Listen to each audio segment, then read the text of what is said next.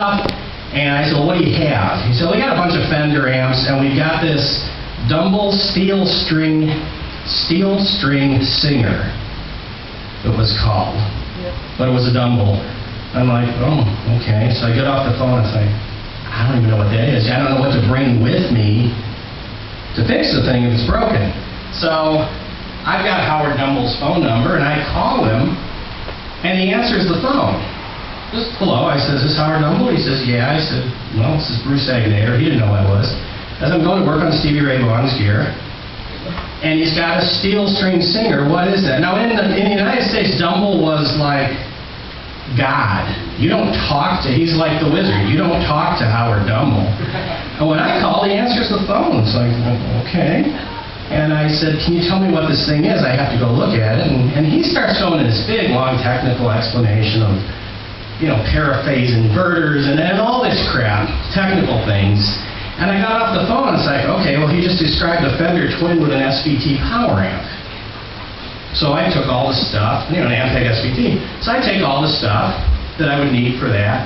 And I walk in and the guitar tech said, and I said, all right, what do you want me to do? He goes, well, we got the steel string singer right here. Let's do that first. I said, what's wrong with it?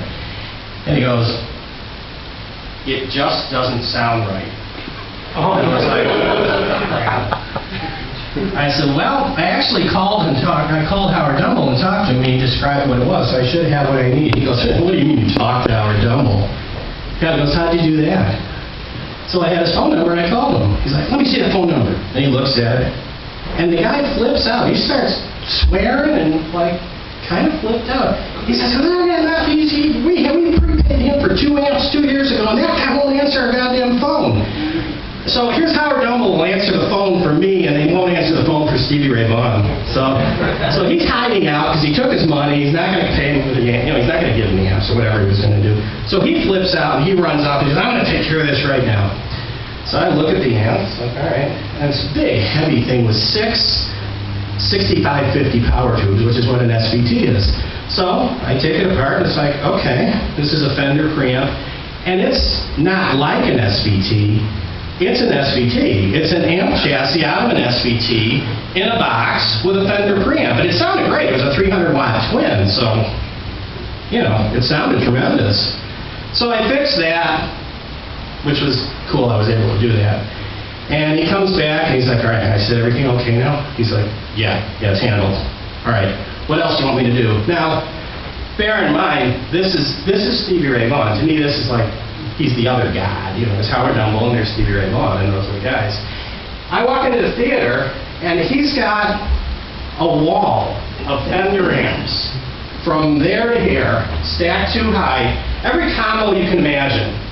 A couple of twins, there was a deluxe thrown in there, and just literally a pile of Fender shit. It looked like a pawn shop or something. And hanging in front of this pile of amps is a little metal box with a bunch of 1/4-inch jacks on it, and it's hanging in the middle of these amps, and he's got those gray molded in, those cheap cords that used to come with crappy guitars and all that, and they're all just plugged in.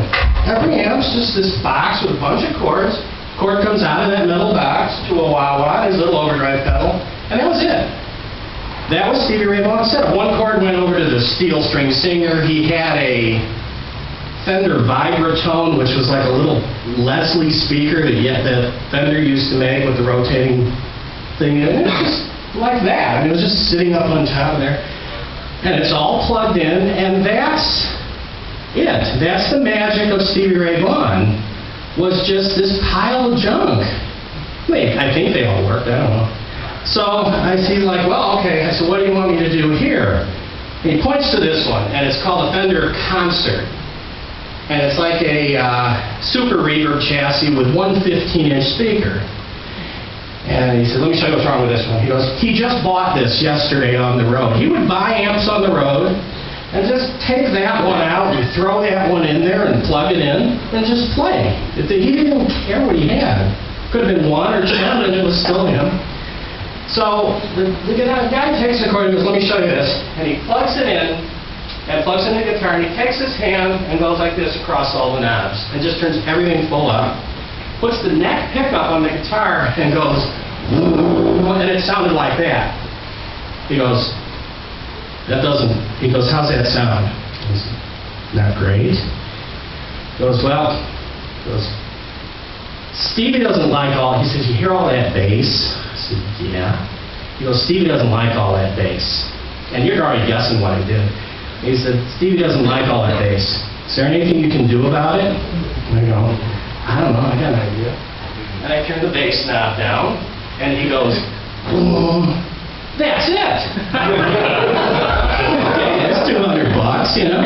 He goes, that's it.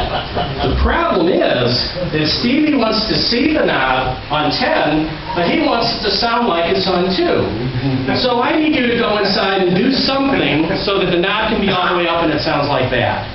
It's like, you're serious? Yeah. So that was one of those things. And then there was a bunch of other junk that was broken. And that was kind of the bursting of my Stevie Ray Vaughan bubble, where it didn't matter what the guy plugged into. He literally just, every amp was full up.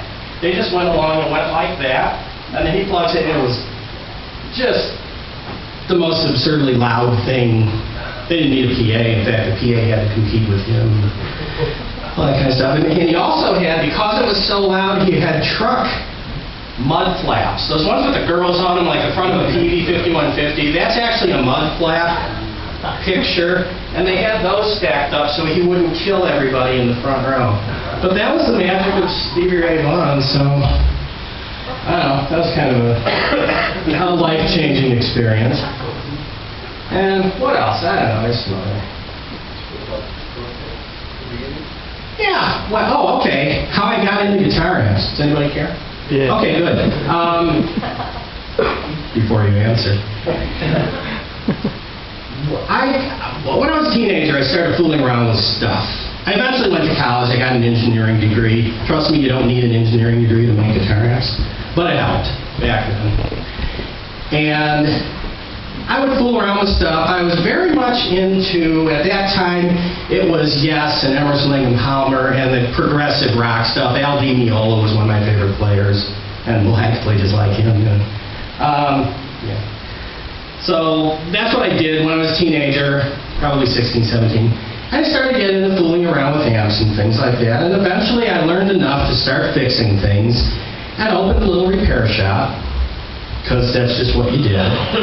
And the Detroit rock scene was just starting to kind of happen. There was Bob Seger and Alice Cooper and Ted Nugent and Iggy Pop, and there was just, you can name a dozen bands that all came out of that same thing, literally at the same time.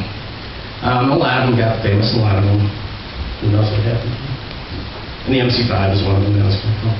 But I started to, that was happening, and I was playing a lot. I don't play so much anymore, I don't have time.